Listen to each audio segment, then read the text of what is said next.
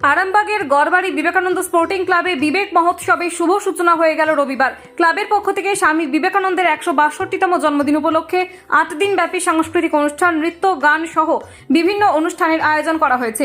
বিবেক মহোৎসব সূচনায় উপস্থিত ছিলেন আরামবাগ পৌরসভার চেয়ারম্যান সমীর ভান্ডারী, বিশিষ্ট চিকিৎসক ডাক্তার অশোক কুমার নন্দী, বিশিষ্ট সমাজসেবী পলাশ রায় সহ ক্লাবের কর্মকর্তা দীপক রায় সহ অন্যান্য সদস্যরা। গড়বাড়ি বিবেকানন্দ স্পোর্টিং ক্লাবের এই উদ্যোগকে সাধুবাদ জানিয়েছেন এলাকাবাসী। কি জানাচ্ছেন ক্লাবের কর্মকর্তা দীপক রায়, তার মুখ থেকে বিস্তারিত শুনুন। অনুষ্ঠান আজ কতদিন চলবে? নমস্কার।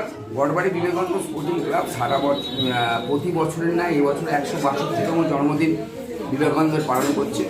আগে আমরা এটা 3 দিন করতাম, এখন আপনার এবছর থেকে আমরা নতুন শুরু করেছি 8 দিন। কারণ এখানকার এলাকাবাসীদের একটা বক্তব্য ছিল যে 3 দিনের অনুষ্ঠানটা না করে এটাকে কিন্তু বাড়ানো যায়।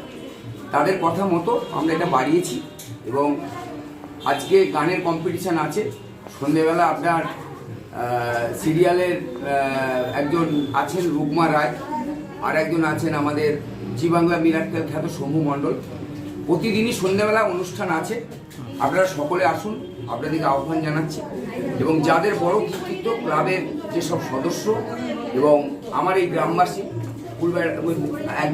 2 নম্বর পঞ্চায়েতে মায়াপুর 2 নম্বর পঞ্চায়েতের যা গ্রামবাসী, তাদের কাছে নমস্কার এইটা সুষ্ঠুভাবে করার জন্য এবং আমাদেরকে সমস্ত দিক থেকে সহযোগিতা করার জন্য। এবং এখানকার যা ব্যবসাদার আছে আর তো বল্লামপুর পর্যন্ত যা ব্যবসাদার আছে সবাই আমাদেরকে সহযোগিতা করেছে, তাদের পায়ে নমস্কার।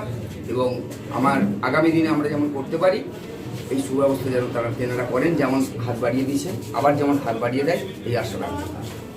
সারাদিনে আপনার এলাকার খবর দেখতে আমাদের বাংলা দিশা ডিজিটাল ফেসবুক ও ইউটিউব পেজটি লাইক করে রাখুন এক্ষুনি।